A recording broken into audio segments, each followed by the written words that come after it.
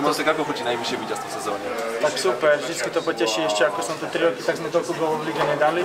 Je to super, potešíme sa, ale tak je to za 3 body, takže na budúci týždeň musíme zase bodovať a budeme sa snažiť uspieť na Slovene. Ja som povedal, že Trenčania vám to uľahčujú tými chybami, čo robili v defenzíve. Tak sa mi zdá, že pri 2 góloch spravili dosť také veľké chyby vzadu, ale myslím si, že sme hrali aktívne a tie chyby pramenili z našej aktivity, takže sme si za tým išli celý zápas a okrem ich chyb sme si pracovali ďalšie šance, ktoré sme aj nepremenili a chvála Bohu sme premenili ďalšie šance a dali sme 6 gólov. Dnes Rimo Hejtrík aj sviatoční strelci ako ty, Ľubov ste zabrali, takže to poteší. No tak super, dúfam, že niečo dá do kasy a tešíme sa, že aj my sme dali góly, taký defenzívnejší možno a je to jedno, kto dá gól, hráme na víťazstvo.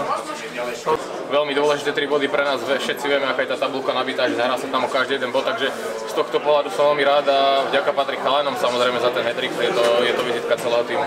6 gólov, doteraz ste mali 13, takže aj z tohto pohľadu asi fajn pre vás. Áno, vedeli sme, že v tejto sezóne sme až tak strelecky efektívni, takže sme sa snažili dneska premeniť všetky šance a myslím si, že sme ich ešte mali o mnoho viac, ale pán Boh zaplať za tých 6. No.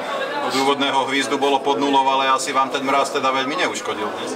Nie, určite nie, asi by sme mali hrávať častejšie, keď je takto chladnejšie. Hat-trick je vždy niečo špeciálne, rozpovedz, čo to znamená pre teba? Je to môj prvý hat-trick v lige, takže určite je to pre mňa špeciálne a určite si zoberiem aj loptu na pamiatku, nemám si podpísať chalami, takže určite sa cítim veľmi dobre teraz. Čo ťa bude stať? Uvidíme, nejako sa vyrovnáme s chalami, určite.